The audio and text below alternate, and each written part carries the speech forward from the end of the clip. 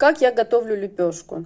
Беру 1 столовую ложку меда, добавляю чайную ложку водки, перемешиваю.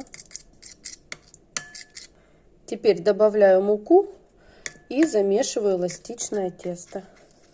Сначала замешиваем ложкой, далее руками.